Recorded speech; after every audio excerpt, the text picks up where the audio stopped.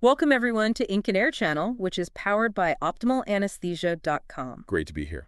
We're doing another deep dive today, looking into fascinating medical cases. And just a quick heads up, all the detailed stuff, the evidence-based references we mentioned, well, that'll be up on the site starting June 2025. Right, and today we're really going to unpack quite a complex anesthetic management scenario. Okay, lay it on us. It involves a 49-year-old woman.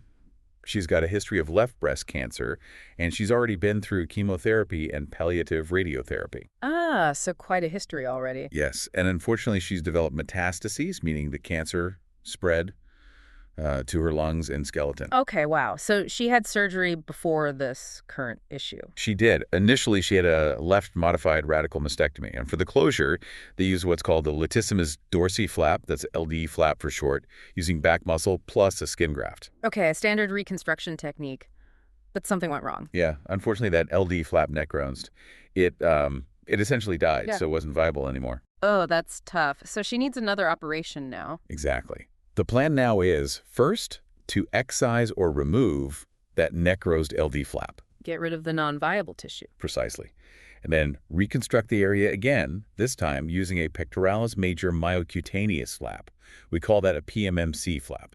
It uses chest muscle and the skin over it. Okay, PMMC flap. Got it. So different muscle group this time. Right. And this whole situation, her history, the failed flap, the new plan, it all presents some really specific challenges for anesthesia. So that's our mission for this deep dive then. To unpack those critical anesthetic considerations, we need to think about her cancer history, her previous treatments, the failed flap, and how to ensure this new flap works out. Absolutely. It's about safety, managing her existing conditions, and helping create the best possible conditions for the surgery and the flap's survival. All right, let's start where it always begins. The preoperative assessment. Before she even gets near the OR, what are we looking at? Okay, pre-op. Hugely important here. We need a full systemic evaluation. Yeah. Right? And her nutritional status. You mentioned metastases. Cachexia often comes with that. It does, and she was cachectic, showing that muscle wasting. But interestingly, her serum albumin level was actually normal. Oh, that's a bit of a positive, isn't it? Despite the cachexia. It is. Albumin gives us a clue about protein status and reserves. Yeah. So normal albumin is, it's a good sign. Her other baseline labs were also normal. Okay, so biochemically, things looked reasonably okay despite the cancer burden. Reasonably, yes. But, and this is a big but, we absolutely have to consider the potential impact of that prior chemo and radiation. Right. They don't just target cancer cells, long-term effects. Exactly. Potential effects on cardiopulmonary reserve. Her heart and lungs might not respond to stress quite as well as they would have before those treatments. Mm-hmm. Something to keep front of mind during anesthesia. Definitely. And then there are the skeletal metastases, the bone involvement. Ah, yes, you mentioned that. Increased fracture risk. Hugely increased risk. Pathological fractures. Bones weakened by cancer can break with minimal stress, even just, positioning her for surgery. So incredibly careful handling and positioning is paramount. Absolutely. Top priority, padding, gentle movements, everything. Okay.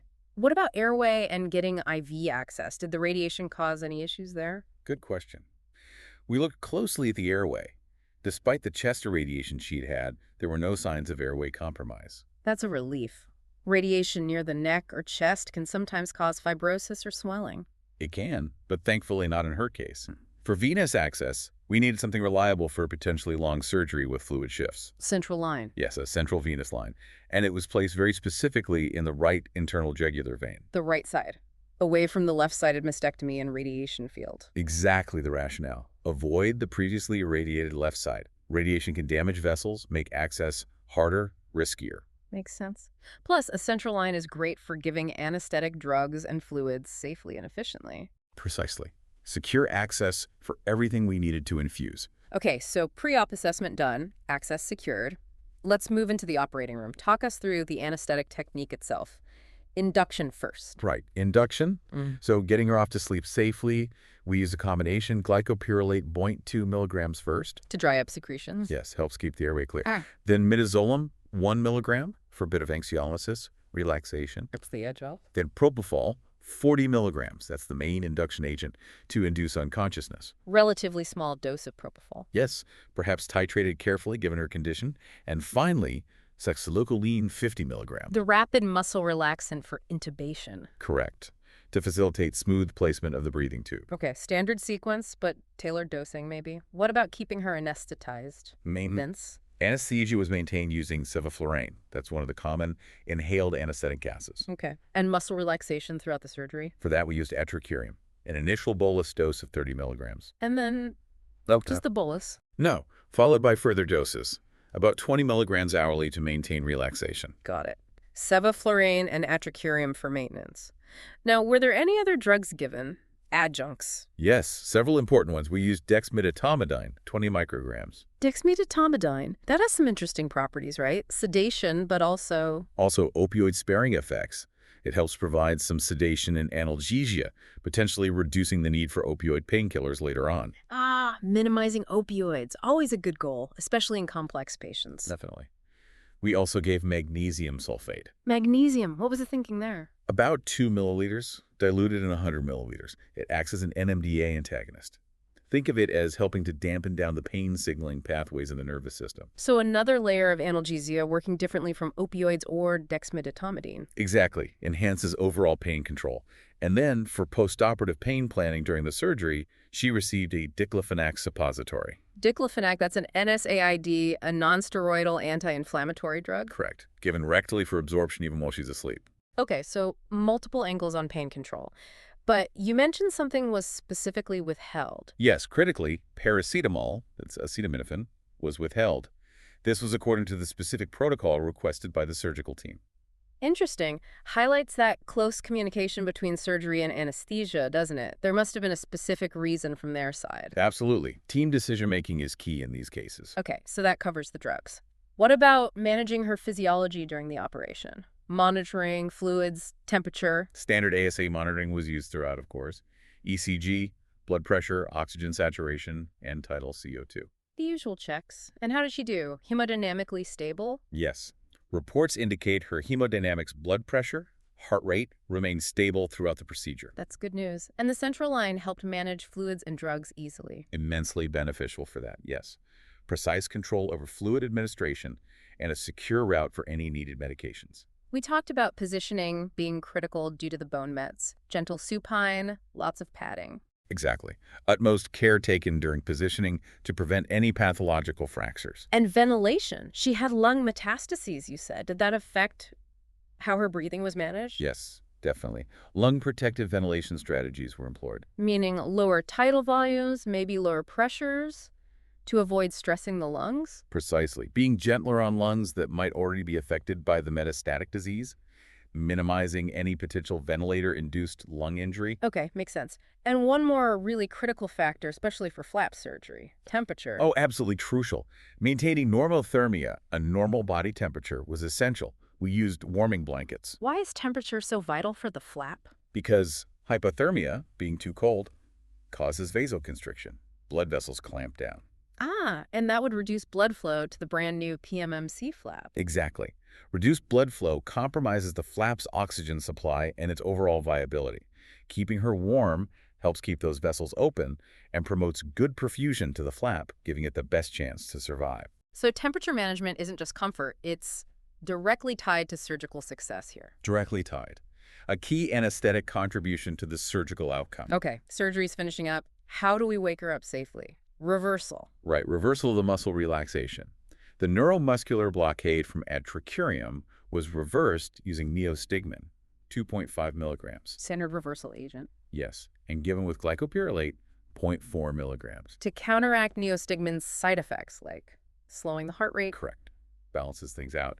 And then, extubation removing the breathing tube was only done once she was fully awake. Meaning good breathing effort, reflexes back, able to protect her own airway. Absolutely. Ensuring a safe transition back to breathing on her own. Okay, she's out of the OR, but the care continues. Postoperative considerations, pain must be a big one. Huge. Postoperative pain was managed primarily with the NSAID, diclofenac, which was started intraoperatively. Right, the suppository. Yes, and continued use of dexmedetomidine was also part of the plan, carrying over those opioid-sparing benefits. So, still focusing on non-opioid or opioid-sparing methods. That was the clear intention. And again, just to reiterate, paracetamol was specifically omitted as per the surgical team's protocol. Got it. Beyond pain, what else needs close attention post-op that flap, I imagine. Oh, definitely. Close, vigilant monitoring of the PMMC flap's viability is absolutely essential. What does that involve? Checking its color. Checking color, temperature, capillary refill, how quickly the pink color returns after pressing on it, all signs of blood flow. Okay, constant assessment. And her lungs with the metastases. Yes, monitoring her respiratory function remains important too. Things like encouraging deep breathing, maybe some physiotherapy, checking oxygen levels, possibly spirometry. Keeping an eye on potential complications related to the lung mets. And what about level of care? Ward, ICU. ICU admission was considered post-operatively, Based on? based on her overall condition after the surgery, how stable she was, and importantly, considering her significant oncologic comorbidities, the metastatic disease itself.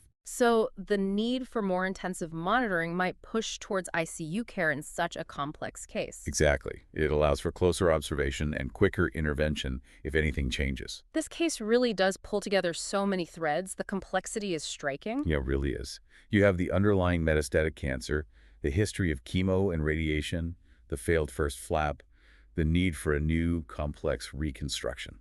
Let's try and summarize the key takeaways for everyone listening. What stands out? I think, first, the sheer complexity of anesthetic management in patients like this. Metastatic cancer plus major reconstructive surgery is a huge physiological challenge. And the absolute necessity of a thorough preoperative assessment. Looking beyond the immediate surgical problem to the patient's entire history, treatments, and nutritional state. Right.